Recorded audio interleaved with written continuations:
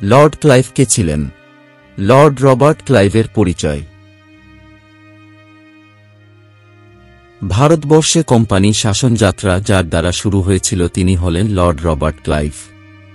তিনি দুইবার ভারতবর্ষে আগমন করে কোম্পানির ক্রান্তিলগ্নে এক দৃঢ় পদক্ষেপ গ্রহণের মাধ্যমে কোম্পানিকে একটি সুস্থির অবস্থায় আনতে সক্ষম হয়েছিলেন। তিনি প্রথম ভারতবর্ষে ব্রিটিশ সাম্রাজ্য প্রতিষ্ঠা করেছিলেন। রবার্ট ক্লাইভ 29 সেপ্টেম্বর 1725 সালে ইংল্যান্ডে জন্মগ্রহণ করেন। ছোটবেলা থেকেই তিনি ছিলেন প্রখর বুদ্ধিমত্তার অধিকারী। তিনি মাত্র 17 বছর বয়সে কোম্পানি কর্তৃক নিয়োজিত হয়ে ভারতবর্ষে আসেন। প্রথম কর্মজীবন শুরু হয় কেরানি হিসেবে, পরে তিনি সেনাবাহিনীতে যোগ দেন। মারাঠাদের বিরুদ্ধে যুদ্ধ করে তিনি কর্নেল পদে উন্নীত হন। ক্লাইভ দ্বিতীয়বার গভর্নর নিযুক্ত হয়ে ভারতে এসে রাজনৈতিক বিচক্ষণতা ও কূটনৈতিক জ্ঞানের পরিচয় দেন। বক্সারের যুদ্ধের পর তিনি ইচ্ছা করলে অযোধ্যা এবং দিল্লি দখল করে সেখানে ব্রিটিশ প্রাধান্য স্থাপন করতে পারতেন, কিন্তু তা না করে তিনি অযোধ্যার নবাব সুজাউদ্দৌলা এবং দিল্লির সম্রাটের সঙ্গে এলাহাবাদের চুক্তি সম্পাদন করে বিচক্ষণতার পরিচয় দেন। রবার্ট ক্লাইভ দায়িত্বপ্রাপ্ত মানিক চাঁদকে বিতাড়িত করে 1757 সালের 2 জানুয়ারি কলকাতা পুনরুদ্ধার করেন এবং আলিগড়ের সন্ধির মাধ্যমে দুর্গ নির্মাণ, বাণিজ্য নিয়ন্ত্রণ এবং আমদানি রপ্তানির সকল অধিকার লাভ করেন।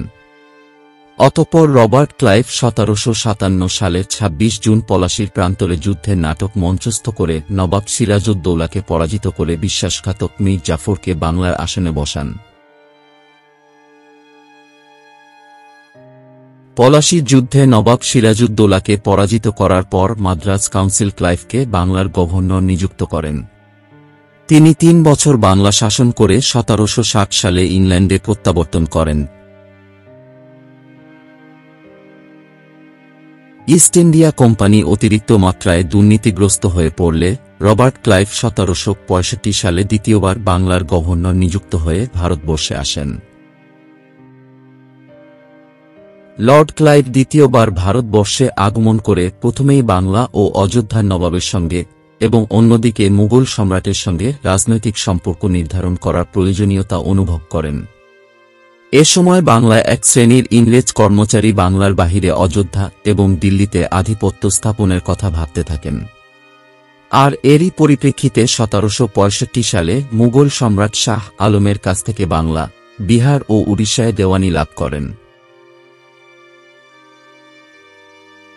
ক্লাইভ বাংলায় দ্বৈতশাসন প্রবর্তন করেন, যেখানে বিহার ও বাংলার শাসন ও বিচার ব্যবস্থা পরিচালনা করবেন নবাব এবং নিরাপত্তা ও রাজস্ব ব্যবস্থা পরিচালনা করবেন ইংরেজ কোম্পানি।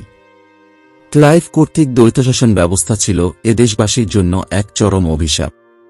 এ ব্যবস্থায় নবাব ও কোম্পানির উপর স্ব দায়িত্ব অর্পিত হলেও প্রকৃতপক্ষে কারও কোনো ক্ষমতা ছিল না। 1765 সালে দেওয়ানি লাভের পর ব্রিটিশ সরকার ক্লাইভের বিচক্ষণতার স্বীকৃতিস্বরূপ লর্ড উপাধি দান করেন।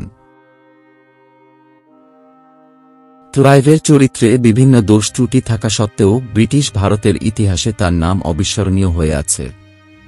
তার অক্লান্ত চেষ্টার ফলেই ভারতে ব্রিটিশ সাম্রাজ্যের ভিত্তি রচিত হয়। তার শাসন আমলেই বাংলায় দুর্ভিক্ষ শুরু হয়। 1767 সালে ক্লাইভ স্বদেশে ফিরে যান এবং 1774 সালে জালিয়াতি ও যুদ্ধের অপবাদ মাথায় নিয়ে তিনি আত্মহত্যা করেন।